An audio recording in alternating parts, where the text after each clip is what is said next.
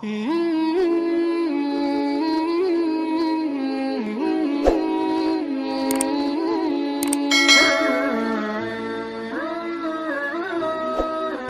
kisah Sufi Al-Imam Hasan Al-Basri bagian 2. Kisah ketiga, umpatan. Seseorang datang menemui Syekh Al-Hasan Al-Basri. Dia bercerita bahwa dirinya baru saja diumpat oleh si Fulan. Syekh Al-Hasan justru menyuruh orang tersebut untuk kembali menemui si Fulan. Ingat, kata ulama, orang yang mengumpat adalah orang yang sedang melemparkan kebaikannya ke barat dan timur, serta ke kanan dan ke kiri, kata Syekh Al-Hasan.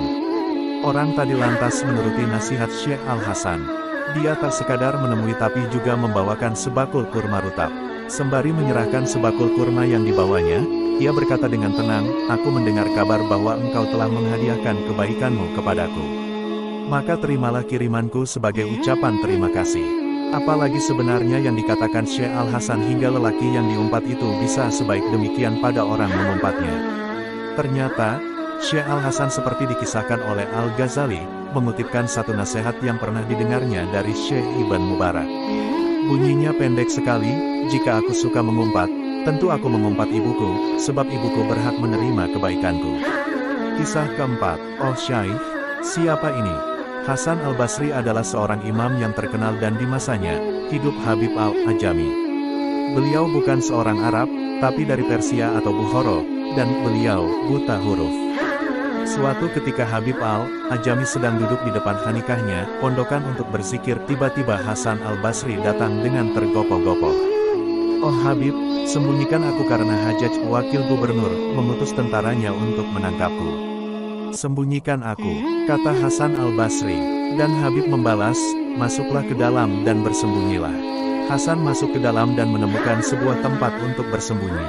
Beberapa saat kemudian, beberapa tentara menghampiri Habib. "Apakah Anda melihat Hasan Al-Basri?" "Ya, aku melihatnya di dalam. Dia ada di dalam." Mereka masuk ke dalam dan melihat ke sekeliling, melihat ke segala arah, bahkan menyentuh kepala Hasan Al-Basri, dan beliau melihat mereka dengan ketakutan. Kemudian pasukan itu keluar, dan berkata kepada Habib, "Apa sekarang Anda tidak malu karena Anda telah berdusta? Di mana dia?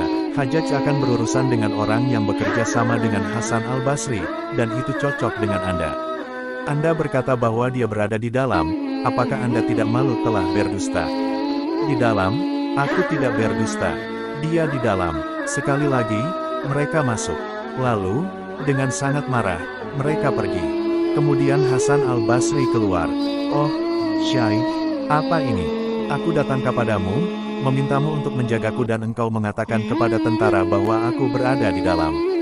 "Ya Hasan, ya Imam, engkau diselamatkan oleh kebenaranku. Aku mengatakan kebenaran dan Allah melindungimu karena aku berkata dengan jujur.